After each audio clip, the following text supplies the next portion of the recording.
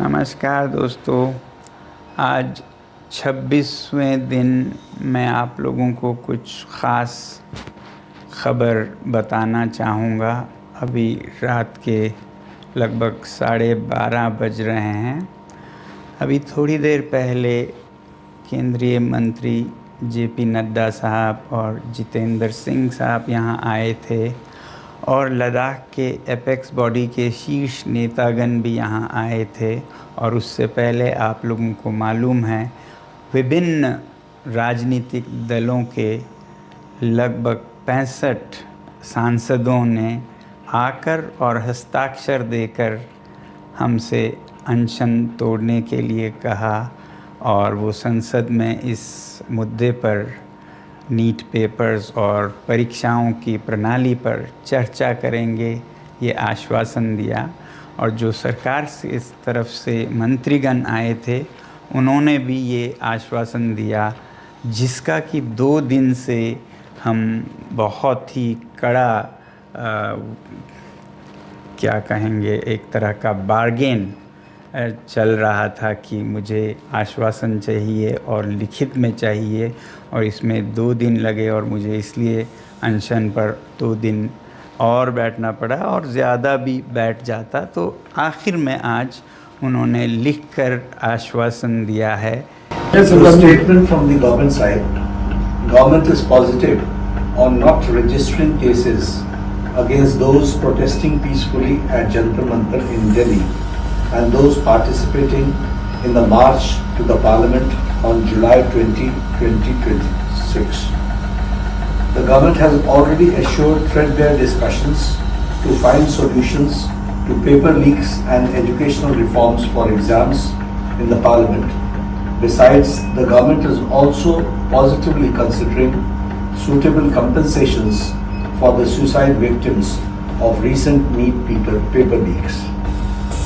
ये हमारे साइड से I'm grateful that the government has shown sensitivity towards the children who have been victims, towards the youth who were peacefully protesting on those dates, and that both the ruling party and MPs from the opposition have assured me that threadbare discussions will happen on the floor of the Parliament regarding reforms in the examination system like NEET and others, and that we will also be discussing about the accountability of such lapses, and that we all make sure that such things never happen. No child, no parent will have to go through what these 20 children and their parents had to go through.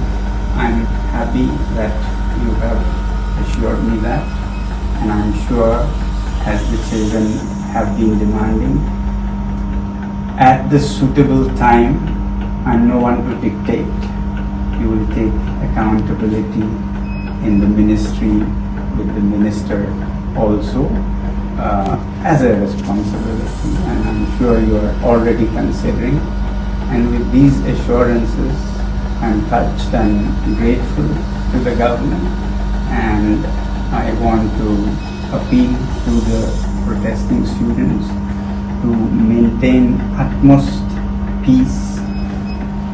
To express their feelings is a legitimate thing, but I do not approve violence of any kind, and allowing any antisocial elements to take advantage of this is not acceptable to me. It should be a genuine demand by genuinely concerned people, in this case youngsters. So with that being fulfilled, I'm grateful and I'll be happy to break my fast. Thank you. And thank you. I have my leaders from the apex body of Ladakh, and the KDA were also here, and they have flown all the way from Ladakh, and I'm grateful to them. Thank you. Thank you.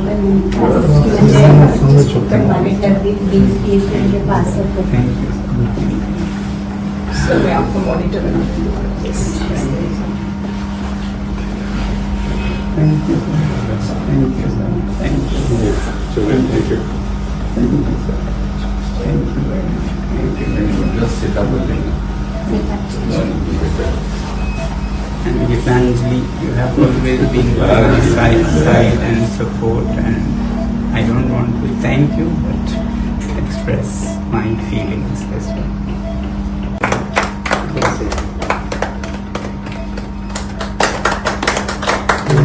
Very moving. So you want to have some milk also? No, please No, follow no, the please, please, guidelines.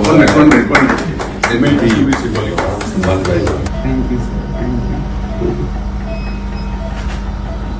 After 26 days, this tastes very good, but hunger doesn't taste bad either. To some people, huh? My doctors here have been very, very kind and very dedicated. I want to thank the whole hospital. And also at Safdarjung, they were very good, very dedicated. There were issues, but as a hospital, I don't want to give a message that government hospitals are No, any less. doctors are most unpolitical, I've seen. Thank you all doctors here and doctors at Safdarjung Thank you. Hospital. Thank you. Both. Thank you.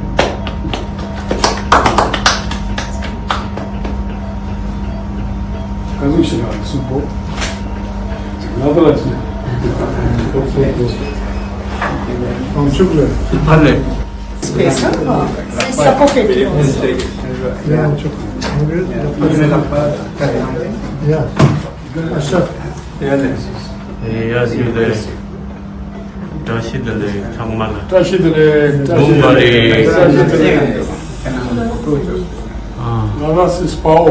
Naras gel görüşelim. Ladal Yal Gürsi, Paul Rashid. bile.